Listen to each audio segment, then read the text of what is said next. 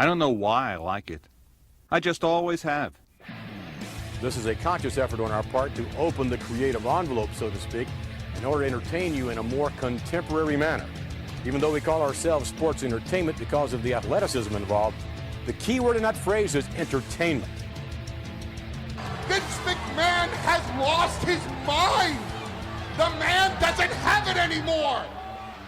We in the WWF think that you, the audience, are quite frankly tired of having your intelligence insulted. Have you watched the television show lately? We also think that you're tired of the same old simplistic theory of good guys versus bad guys. Therefore, we've embarked upon a far more innovative and contemporary creative campaign that is far more invigorating and extemporaneous than ever before. Because while Doink the Clown had a green hair and a rubber nose, Stone Cold Steve Austin was drinking his first beer in ECW, damn you. Oh, we got attitude. You got nothing, man. As the times have changed, so have we. Usually once you get January out of the way, the rest of the year can finally start, and we've already had the Rumble, that's come and gone. We've already had not one, not two, but 3 returning podcasts. So all guns blazing, we are literally on the road to WrestleMania and on the road to having a few more beers and talking about wrestling some more. This is Beyond the Beermat. My name is Stuart Quigley, alongside me is Billy. Okay. And the first thing I want to ask and mention, really, get into before we carry on, is very closely related to what we're going to talk about, but interesting from the reaction standpoint. Now, if you don't know too much, then that's fair enough, because my knowledge of this is slightly sort of, let's be perfectly honest, virtually non-existent. I've done a little bit of reading beforehand, but have you seen this Timothy Thatcher, and is it going to create the kind of splash that everyone seems to be suggesting? Because what everyone seems to be pointing to is he's not their usual kind of pickup and hire. He's not, but the whole company's evolving at the moment, isn't it? I know everybody has slagged Raw off in the past. The stories have changed, and they've not gone towards adult content, and they need a different style of wrestler, and that. I'll be honest, I'm in your boat as well. I don't know too much about the guy, but I've read several times that AEW have fucked up not signing him today, so I guess that's what I mean, yeah. I guess that's a good sign. When it comes to something like this, and someone you don't have the library in your own mind of matches that you've seen on the indies, I think this is a good thing, because I don't get carried away too much with my own opinion if I've seen 1 or 2 matches of certain guys before they get hired, which that will come back later. Yes, I'm sure it will. You don't have the internal hype built in your own head. You don't have prejudice one way or the other. You think you just got to wait and see what they do with him, and if it turns out that he's going to be fantastic, then fair enough.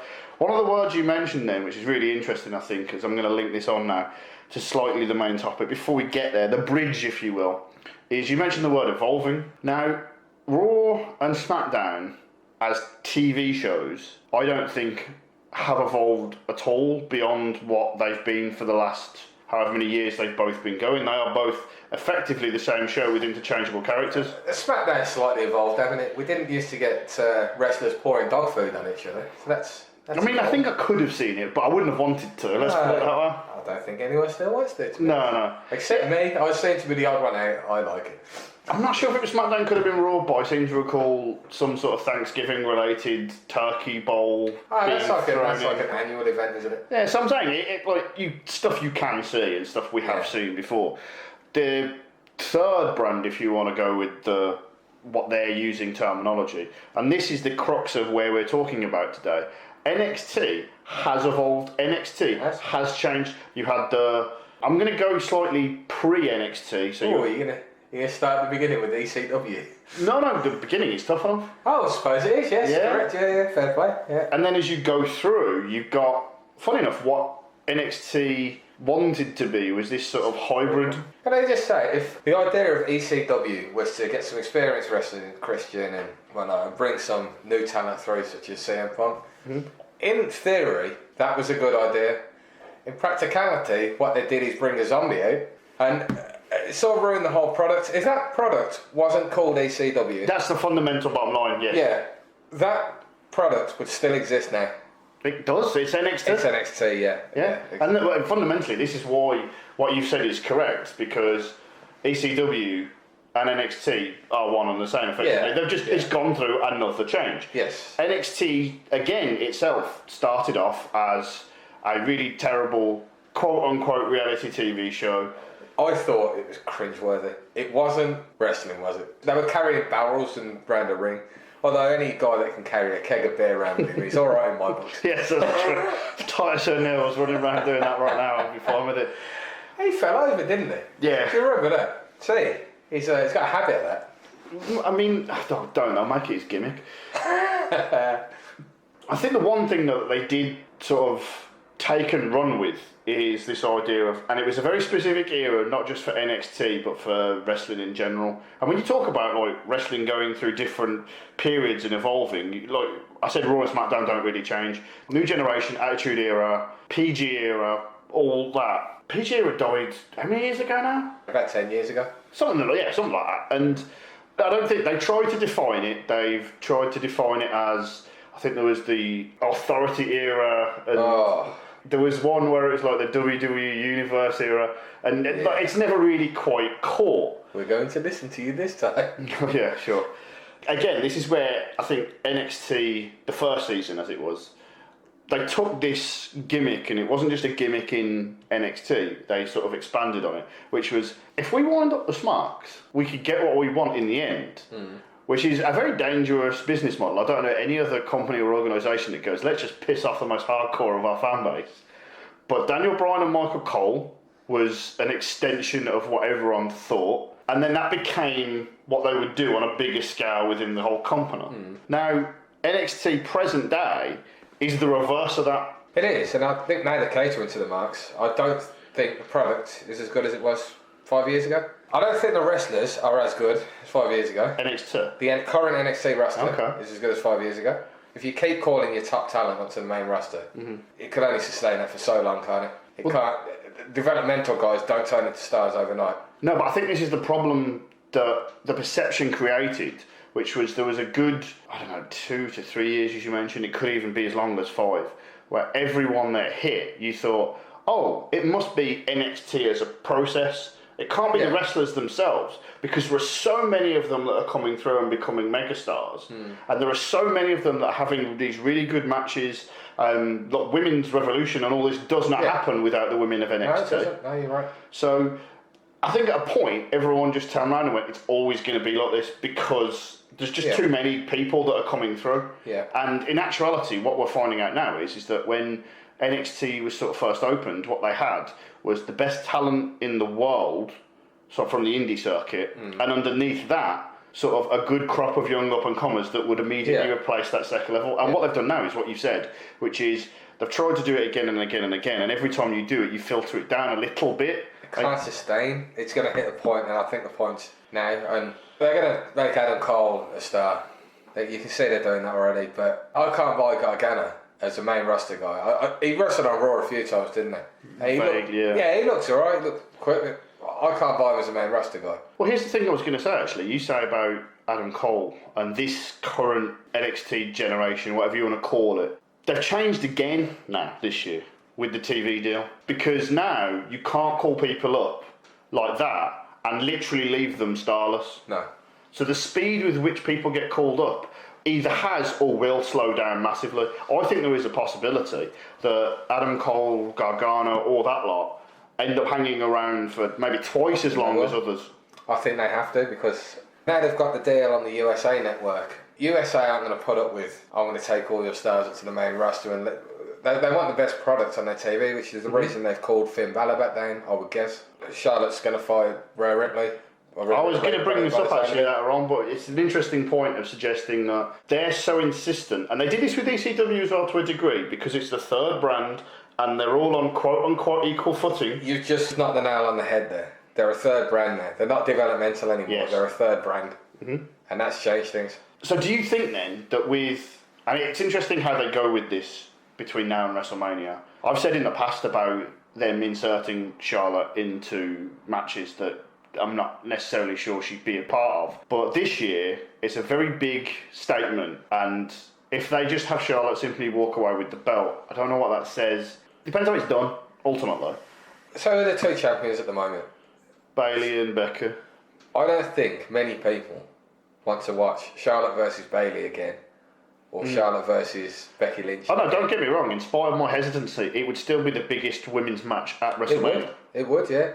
So, where do you put her? Put her back on NXT. Exactly what we just said. It's the third brand now.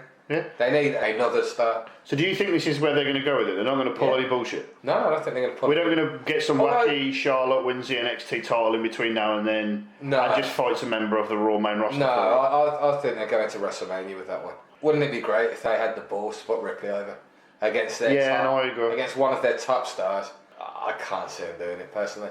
I mean, to be honest with you, if we're talking about this, and I know that we've mentioned this a couple of times now, the third brand, the extension of the fact they're exactly the same, they are one and the same, that's it. Okay, fine, keep telling me that. But WrestleMania and NXT TakeOver, two very different things, but I'd kind of like to see that main event TakeOver rather than be the third match on the card at Mania. I've not thought that, but that's not a bad shade actually.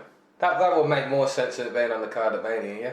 NXT's NXT, isn't it? And tell you what, ring the WWE booking committee right now. Well, that does go down the avenue which has been suggested that we aren't that far away from 2 days of Mania. We're not, are we? Is it New Japan? Do a 2 day. Possibly. They do 2 days of Wrestle Kingdom, don't they? I think we said before, it's an endurance test already. Yeah. If you take 12 a.m. to 5 p.m, 5:30, 2 hour pre-show, 7.5 hours of wrestling. I don't sit on a plane for 7.5 hours to get on holiday. If you're going to watch the show, your plane ride should be significantly longer than the actual show itself. Yeah. And we were closing on the 10 hours to get to America, aren't we? Yeah, exactly. That's what I mean. Depends on where it's being held, yeah? Yeah. I think the other thing with that is that if you have one or two high-profile matches that are interlinked with NXT superstars, you then free up a bit more time where matches that wouldn't have got time at Mania now suddenly get time, so everything looks better. But this is all speculation on speculation. Yeah. The other thing that I was going to mention is, you said about stars on NXT, right? And the USA Network wants the stars. When they want to, when they sort of feel the need to, whether it's for a build to a pay-per-view or something else, which we'll get to, they can bring out a sort of NXT show that we saw in the build-up to Survivor Series, where it's like, let's get everyone involved. Yeah, that worked well. I think that worked well for all three brands. That's fair. I wouldn't want it to happen too often, though. It's like anything in life, isn't it? If you do it as a one-off, you have a great time, you really enjoy it. If you do it over and over and over, it's because of nice, isn't it? And also as well, this goes back to what we were saying before, in that NXT shows, whether the quality is higher or lower or what, they have a very different feel to a Raw and a SmackDown. And you do not want to get rid of that. If you get rid of that, we want NXT to be on par with Raw and SmackDown in terms of perceived star power. Yes. What we don't want is the sort of monotony of Raw and SmackDown to filter in. We want NXT to go up, not go down. How long do the wrestlers get for a match on Raw? Bar the main event, generally. You're looking at 10, 15, 20... the match times have been better. They have recently, but generally, some of them have been 2 or 3 minutes, which is garbage, let's face it. That's what I like about the TakeOver shows. There's not many matches, there's normally, 5 matches, 6 matches, if that. But they give them 20 minutes to tell a story. They've not all been 5-star shows. I don't remember watching a bad TakeOver show. The other thing as well is, they did this really wacky, wild concept of telling stories in the ring rather than 20-minute promos to set them up. No. I want to watch Randy Orton stand there for 10 minutes, pretend to talk, and walk off. I gotta be honest with you, I don't like the guy, but some of the heat he's been getting the last couple of weeks of that attack on Edge, it's fantastic. I don't know if you've seen his promo on Raw, but that was brilliant. Yes, it doesn't take me that much to want to boo Randy Orton, really doesn't, and I'm in. It's going to be a good few days actually. The thing is as well, is that also does go back to the NXT stuff. When you had and I know what you said about his sort of stature, if you want to call it that, but the Gargano and Ciampa stuff, that's sort of like that. It was, When Raw does that, the Randy Orton thing, that feels different to everything else, and it feels different because it's Mania build. I agree, but I'm sort of going back to the Gargano thing. I know I'm ragging on the guy, but if you put him and Ciampa on Raw and did the exact same thing, the audience would sit there and go, meh. Randy Orton's a star. I do think there is something to be said though, and we mentioned about WWE's proclivity for wanting to have a go at the fans and the smart fans, if you want to call it that. the difference between what fans will accept on NXT and what fans will accept on Raw or SmackDown is different, because we've said they've created this world where it's like, we don't need necessarily the most complicated, convoluted storylines. We don't need necessarily characters, which is funny actually, because I've said that, like Bray Wyatt There are originally. characters on NXT. A lot of it does tend to fall into the mould of, I am a good wrestler. Yeah, that's true. I think you had Adam Rose and No Way Jose with the same gimmick. And they got really far in their careers. Yeah, do you know? Well, think about how that looked, and think about how that was played in NXT versus how it was played in the main roster. It's different. There's several gimmicks like that, aren't there, that don't translate on the main roster. I think the thing with that, though, is that we're talking about NXT guys get called up, and we're talking about NXT guys sort of maybe having to stay down there for longer. With stuff like that, it's very obvious that WWE, they just want to strike while the iron's hot, and they call someone up far too quickly. When they see something like that, it's like, oh my God, we've got to do as much as we can with them. And I think I've said this probably almost every podcast at least once. When the machine gets behind someone that not necessarily they wanted to get behind in the first place, I'm always a little worried. There's not been that many. We're talking about people like Zack Ryder. Anytime something gets over, remotely sort of funny, comedic, I'm just thinking off the top of my head, you mentioned Zack Ryder, I'll go Tyler Breeze and... The Fashion Police. Yeah. And by proxy, you had the Ascension there as well. I don't understand the idea behind the Ascension being called up, because they called them... They weren't Red Hot. They were doing an okay job in NXT.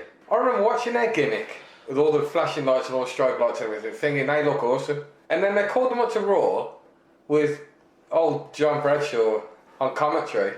They come out and he literally sat berating them for 5 minutes every single match. Oh man, these guys are shit, blah blah blah blah blah. Why have you called them up to call them shit? Just let them go if you don't like them. Well, this is the thing, you look at, with something like that specific example, I think the tag team division is what we've seen over the, last couple of years. Quite a lot of both tag teams that probably weren't Redder, Enzo, Big Cass, Ascension, definitely one of them. War Raiders. I'd argue Enzo and Cass. If you can't run the ropes, you weren't ready to come out of developmental. Cass could wrestle, couldn't he? He should have been the mouthpiece of anything. He could talk more than people realised, but unfortunately Enzo could do other things more than people realised. Like try and hang himself on the ropes. Well, yeah, I mean... Accidentally, but he still did it. Yeah. All I'll say is, from everything that we've seen from the guys since, it kind of has proved their point. Yeah, the old Zoe. Yeah, God. At least he had his own rap song. Another one to the glorious history and line and lineage of wrestling rap songs, moving swiftly along from that. But even the tag teams that you think, they can't miss, they can't fail, like the Revival. I don't think the Revival have been that bad on the main roster. Okay, the only time they made them look like prats is when they talked about leaving, wasn't it? I've asked to be released again, from what I've read. Oh, if I was asked to shave my back on TV, I'd ask for a release as well. Yeah, especially when he's got no hair on it in the first place. That was a bad idea, wasn't it? I think the key issue here is that, NXT... No one should be shaving backs live on That is a key issue, That's to be a key fair. issue I'd like to raise. Point number one, meeting number one, going to see Vince. Any backs being shaven today? No, good. But NXT sort of... I don't know if I'd go so far as to say prides itself on tag team matches and... in the way they sort of made women's wrestling sort of 5 stars and all this again, right? They sort of did it with tag teams as well. Yeah, that's what you're saying, yeah. There's been quite a few tag team main events at NXT takeovers. Yeah. I would go so far as to say I reckon a women's match will main event before a tag team match main events. What, in future? Yeah. Oh, definitely, most definitely. When was the last time a tag team match main evented? I can tell you, because you're mate in the main event. Oh, was it? Dwayne Boy and Dwayne and John Boy. Who got blamed for that? Because I'm Miz and Truth. Tag team wrestling main evented that. We're not doing that again. Yeah, they literally just scratch that off the list. Yeah, it's done. Leaving all that aside, then, the other thing that I wanted to mention in regard to NXT and the way it's sort of changed is it's been set up differently in the eyes of us, I think, the fans, because the USA deal only came about because AEW got a deal. Correct. they would not be doing this if it wasn't for AEW. No, they wouldn't. I think they were happy just streaming the show on the network and getting hits on the network. I don't think it was a problem. Mm-hmm. Although, on the back of that, I would never have got to watch NXT on BT Sport, so good on you. Oh, yeah, no, the expansion, it's sort of, by proxy, AEW have helped NXT become more accessible because Vince just looked at that and went, well, we can do this, so why don't we? Yeah. And the thing about that is, it means that not only does the product change in terms of you've got to keep people around longer because the USA Network won't necessarily want stars, you've got to have stars and you've got to have sort of wrestlers that people want to see because you could flip a channel and see others. I agree, but AEW isn't trying to compete with WWE Raw or SmackDown because they're aimed towards, I know we said the product's changed, but they're still aiming towards a family-oriented product. And if you watch their matches, it's like a whole choreographed match with 93 spots in every Young Bucks match, and I'm not knocking it. It's good to watch, it's a good product, but it's completely different, and I think NXT is the nearest product I can go up against. The thing is, I don't think AEW has NXT in its crosshairs. I don't think they're too young. They're too young as a company to even have any aspirations in that direction. But NXT definitely has AEW in its crosshairs. Oh, that's the only reason. Like you just said, that's the only reason it's on TV and not on the network. Because it's sort of, even if it can half AEW's viewing figures, they've done a good job there. Do we think that, because as wrestling fans we've got used to for so many years now, looking at numbers like this and going, oh, they've done it. Does the streaming model change this now? I don't think TV numbers matter anymore. Because anyone that wants to watch NXT pays for the network. Yeah. And they're going to watch it, they're not going to watch it on TV. The AEW, I'll watch it on ITV, I'll be honest, but I wouldn't. I record Raw and SmackDown every week. I don't record AEW every week. I think they've done a great job from coming from nowhere, I'll be honest, but I think you can tell they're an early startup and the production's nowhere near as good as WWE, nowhere near. I think they're ahead of perhaps a lot of other companies that would have had the time they've had, but they just need more time. They've got a billionaire backing. There's no billionaire backing Ring of Honor. If you put $1 million behind me, I could put a wrestling show on the Persia Road. That's an open call to any millionaires listening. There you go. I think the other thing that, I mean, this is just a personal preference. When it comes to wrestling, it's easier to have some sort of like storied lineage or history, and even NXT, it's a very young company in and of itself. It is, but it's 10 years is a long time. It has enough to lean back on where you go, oh, look at all the matches we've had over these amount of years. And I think AEW has this as well, but in wrestling, like with the fans, it's very quick to lose the trust. If AEW like went 1 year of doing half the shit that Raw and SmackDown do, they would lose the trust of the fans, and it's really hard to get that back. Well, so all they have to do now is just keep going, just AEW and NXT. It's almost like Monday Night Wars, but there's no war. AEW haven't got the knowledge behind them at the moment. They're all young guys, and they're doing don't get me wrong, they're doing a great job, and I like some of their ideas. The win-loss thing, I think that's a good idea. Mm-hmm. I don't think you should lose half your matches and be shut up to the world title. I think you should have to earn it, and I think that's a good idea. But then they've got some bad ideas, like the women's division. They've quite clearly got some good female wrestlers there, but the way it's booked and terrible to watch. I know Kenny Omega booking the division. He's got no experience behind him to do that, and he'll learn. You know, that's we all have to learn along the way. But this is what I'm saying. If you think about all the stuff they've got now, what they can have within that sort of bank of knowledge as well as everything else in a couple of years. The issue, though, and this brings me to the second half of what we're talking about in this podcast, which is that if things are starting to flag in NXT, if things are starting to look a little stale, WWE can quite literally scoop up the entire world of like independent wrestlers. AEW, we mentioned him at the top, they've obviously taken a look at these guys. I'm not saying, because they've obviously got like some money behind them, I'm not saying you should just sign everyone to contracts, because that's a WCW situation, and you don't want like 500 people on the roster when you're that small. It's slightly different now, because WCW signed experienced wrestlers on massive money.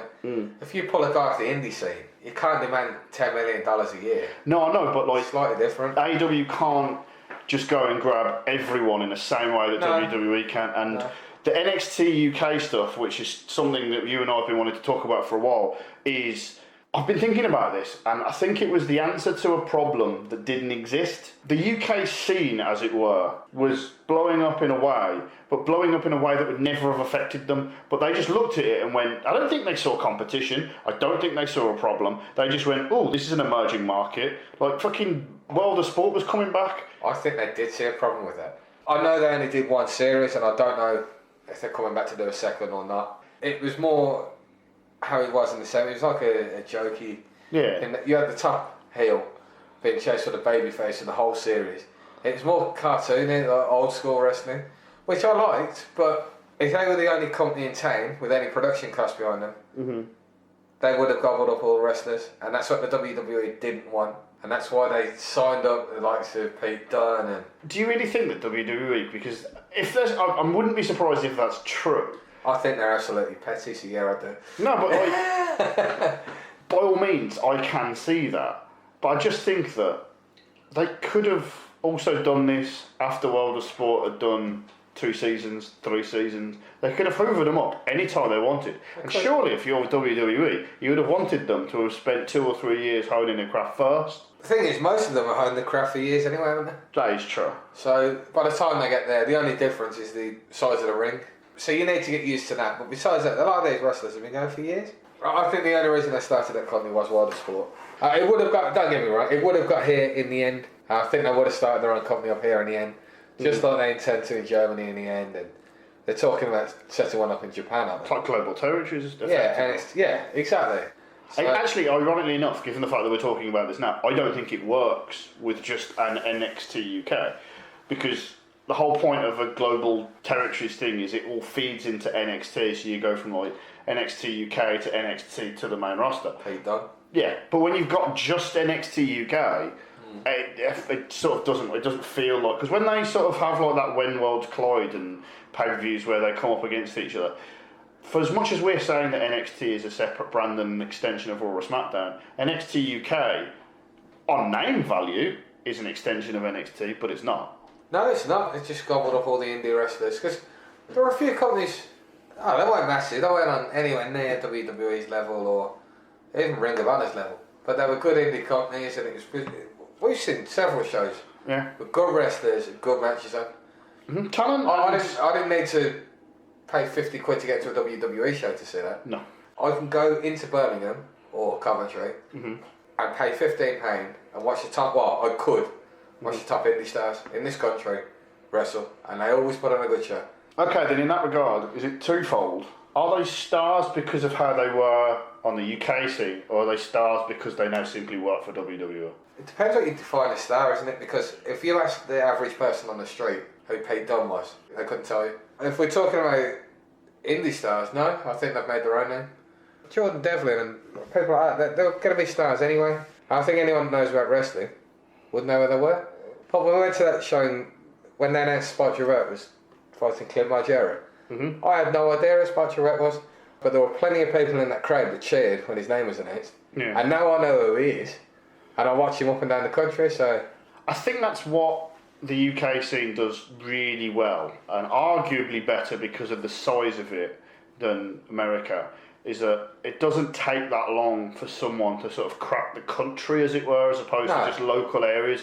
You could get a guy that's never wrestled outside Texas, but that's the same size as this country, whereas anyone that's come through that and moved on to the NXT UK system, like all the Cruiserweight Classic guys as well. Yes. Like El Ligero has been fighting up and down this country for years. Yeah. And for them, it was just a case of, you can go and do a couple of shows a weekend up and down the country. It won't take that long. I mean, I'm not suggesting they don't put the work in because of the smallness of the country, but it's just easier. The way this country is sort of geographically set out, it's just easier. Yeah, it is. I went to put on Twitter or something, he wrestled 270-something matches last year. So that's close to wrestling 2 matches every 3 days. That's unbelievable, really. It's easy, like you said, it's easy access, isn't it? But that's what I was saying, they spent years honing their craft before they got there. They haven't just got there and... No, I think this is like sort of a very similar path to every... Well, not every, but most of the indie guys that we've seen come from America. And the thing I would say is that a lot of the stories that you do hear, and maybe this is just a generational thing, they travelled not just up and down America, UK, like the world, to sort of hone the craft. And is it literally as simple as now they can do it under the WWE banner as NXT UK? Or would you rather they actually got the grounding, then went there when they're a little bit sort of... Is it effectively the same thing? I think there's more benefit to doing it on your own. Because if you look at like the indie guys now, the UK indie guys, sorry, they're wrestling in the UK. A lot of them go to Japan for a while. Mm-hmm. And many of them go to Latin America for their wrestling. But a lot of them go to Japan. Chris Brooks, he's wrestled here for... I don't know, close to 10 years, is it? Mm-hmm. I don't know, maybe not 10 years, maybe 7 years. And now he's going to Japan full time. He'll come back in the end, because he will. Yeah. Here's home, he'll come back in the end. And will WWE pick him up? He's already had a tryout for him. Mm-hmm. He's got the look, he's got the wrestling ability. You know, why not? It is just interesting though, and I do wonder whether there is a certain element of... We said about if you got the NXT system, which we already have agreed that it will slow down, and I'm looking at names... But I do think there should be some sort of, like... career path. Not a career, but... Yeah, just something so that I can actually sit down and appreciate these guys at this level before they're at a level where I'm never going to be able to see them in that sort of arena again. Like for the WWE? Yeah, because I remember when we were watching Pete Dunne down in Kamikaze Pro, and I don't think I actually had a chance to fully appreciate what I was watching at the time. No, I agree. They've had plenty of wrestlers over the years that are in the WWE now. Tony Storm's wrestled for Kamikaze. They've had the Viking Raiders, or whatever they're called nowadays. Eddie Dennis has been there. Yeah. Amari, big up for Amari. I love Amari, it's great. I've never, ever been to a non-WWE show. Mm-hmm. Except Butlins, when the Legends of Doom and the Undertaker were wrestling. Didn't you see Daniel Bryan there? Well, I saw the American Dragon and didn't know who he was. Yeah. So, yes, I saw Daniel Bryan before anyone else did. Thank you. But I'd never been to an indie show. You and Matt are the ones that got me there. And I turned up, and I think the first match, Tyler Bate was wrestling. I had no idea who Tyler Bate was. And then a week later, he turns up on the WWE's tournament. Next match, Chris Brooks and Amari. I remember them two, huh? But the thing about... You don't want to see, and no one likes a monopoly on everything. And I think the reason why I'm sort of hesitant and reticent to make all these UK guys go onto the roster, it's not even for the fact that I've got any skin in the game in the UK industry and I'm not being a purist. It's quite simply, it boils down to the fact that I do like the idea of these local shows and the non-overproduced stuff that we see on TV. Like, I know you mentioned World of Sport is a very different sort of style. When you go to watch like a Kamikaze like show, and this applies across the board, but I'm speaking for a show that I've seen myself, the guys that come out, you might have never seen them before. They've got to get themselves over in a very short space of time. Whatever gimmick they have, whatever character they're going with. Elliot Jordan's a perfect fucking example of this. Of some guy that comes out, gives it the mouth, his introduction tells you a lot about him. It's everything you need to know. You get down within seconds. And I think that if you're sort of more focused on camera angles and like booking shows that have exponentially bigger crowds, you lose a little of that. I think the size of the crowd helps and you can interact. How many rows are there? Say 8, 9? Yeah. So it's not, you can look at the back of the room and see a shouting it. Yeah. And you can have that interaction. And we've had actual interactions where some guy will get on the ring post and they'll look us square in the eyes and give us the mouth. It's brilliant. I would rather go to an indie show than a WWE show at the moment. And that's nothing, I don't think the wrestling's any better or any worse. It's just different, and I like the interaction of you being 10 foot from the wrestlers. I like that. Well, this is the other thing as well, is that I think one of the things that you mentioned in terms of the quality, as it were, taking away everything that you want to sort of put in there if you've got the perfect wrestler. A lot of the things that we see in terms of both on NXT, NXT UK, and these shows that we go to, is a match quality of that sort of caliber. Like when you go to these shows, you aren't seeing any worse matches just because you're paying a third of the price. So I agree. I think some of the best wrestling matches I've watched are at Kamikaze. Probably the best wrestling match I've ever watched live was Mike Bailey, Robbie X, and Laguerre. They had a triple threat match in Kamikaze, and they got standing applaud at the end. And that is genuinely probably the best match I've ever watched live. It was brilliant. So It's got nothing to do with how big a star they are, or how much the ticket costs, or anything. But that is one of the things that I think we like about wrestling, and as you get to this sort of stage, you tend to forget it. It's that it doesn't actually matter about anything other than you just need to be drawn in that moment. You don't need to be drawn in. Yeah, that's it. Like over the course of 6 months to the build to WrestleMania, you just need to be drawn into that moment. The question then I will say then, as we sort of tie this all in a big bow and try and wrap this up, is that WWE think sort of hoovered all the talent up in the UK on purpose. I do, yes. This was, I'd say, a while ago now in relative terms. We've seen the sort of aftershocks from that, as it were. Do you think that it's going to have any lasting damage? Long term, no. Initial impact, yeah, I do. Oh no, I've seen the initial impact, no doubt. I have faith that it will bounce back. Yeah, I'll bounce back. It's like they took Ligero. Ligero was fairly regular. Mm-hmm. Eddie Dennis was fairly regular. Dave Mastiff was being booked quite a lot. Mm-hmm. So that's three. Pete Dunne was scheduled to appear until he won that title and then wasn't. Yeah, they pulled him. The WWE pulled him at the last minute. I guess that wasn't his decision. But no, it's one of these things. You know that when you're in that sort of territory, that's the kind of thing you can expect. Having not dealt at all with WWE corporate, I'm pretty sure that's exactly how it goes down. Yeah, so short term, I think it did have a big effect, but long term, it's given other talent a chance to step up. Yeah, the sheer numbers of people that are getting chances by proxy has to be bigger. By proxy, yeah, exactly. Man like DeReiss has got the chance to step up, where he probably he will have broken out in the end, but he stepped up a lot quicker than he would have had the chance. I mean, he's worked for the WWE now, so they must see something in him. Mm-hmm. I've got no doubt that he won't be the last one that happens to either. No, I think what we've seen on a very sort of local level is the NXT process effectively. Yeah, I agree with that. Yeah. And this is why, when you said, it's got to get to a certain point, I think this is the point right now, whereby not only does it slow down for NXT, but also at the same time, now that sort of the UK industry, if you want to sort of be a little, I'm not going to say naive, but I'll say it knows that's there now. It's not something that's suddenly going to come out of the blue. Well, if we look at it from the other way around, for the wrestlers, it gives them an opportunity to make a career out of wrestling, which is a great thing.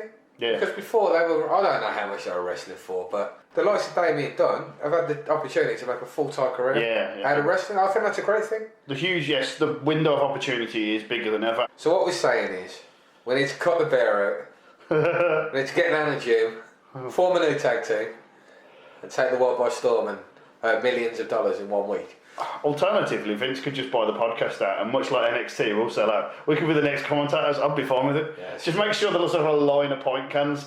the UK announce time. I'm all up for that. Right. So until you see us on the WWE Network, giving our amazing opinions to our great new overlord Vince McMahon, who we love and had never questioned his booking decisions.